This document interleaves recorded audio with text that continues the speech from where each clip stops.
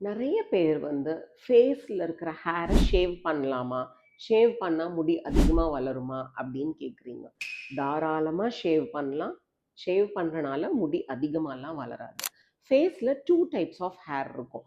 ஒண்ணு வந்து நம்ம வெலஸ் ஹேர்ன்னு சொல்லுவாங்க. அதாவது நம்ம காமனா பூனை முடி அப்படின்னு சொல்லுவோம் பார்த்தீங்களா?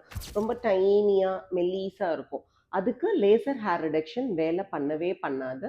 அத வேணும்னா நீங்க ஷேவ் பண்ணிக்கலாம். அது பண்ணும்போது உங்களுக்கு ஒரு டிஃபைன்டா ஒரு கிளியர் லுக் அதுவும் கிடைக்கும். இன்னொரு ஹேர் டெர்மினல் ஹேர் அப்படின்னு சொல்லக்கூடிய திக்கான ஹேர்.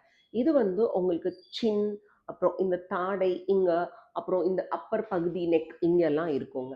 இதுக்கு வந்து லேசர் ஹேர் ரிடக்ஷன் மட்டும்தான் ஒரு தீர்வா இருக்கும். நீங்க வேற எந்த மெத்தட்லயும் இது பெர்மனன்ட்டா கிளியர் பண்ணவே முடியாது.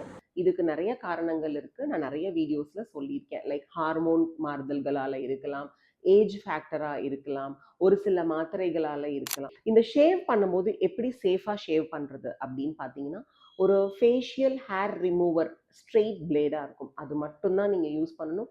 சின்ன சின்ன ஸ்ட்ரோக்ஸா யூஸ் பண்ணுங்க. முடியோட டைரக்ஷனை நோக்கி ஷேவ் பண்ணுங்க. ஆப்போசிட் டைரக்ஷன்ல பண்ணவே பண்ணாதீங்க. இதால உங்க ஸ்கின் டேமேஜ் ஆகுறதுக்கான வாய்ப்புகள் ரொம்ப ஜாஸ்தி. அண்ட் ட்ரை ஷேவிங் பண்ணவே கூடாது. ஒரு மாய்ஸ்சரைசர் இல்ல ஒரு ஜெல் ஏதாவது ஒன்று அப்ளை பண்ணிட்டு தான் சின்ன சின்ன ஸ்ட்ரோக்ஸாக நீங்கள் ஷேவ் பண்ணணும். இந்த மாதிரி மெத்தட்ஸ் எல்லாம் ஃபாலோ பண்ணீங்கன்னா ஷேவிங் இஸ் ஓகே.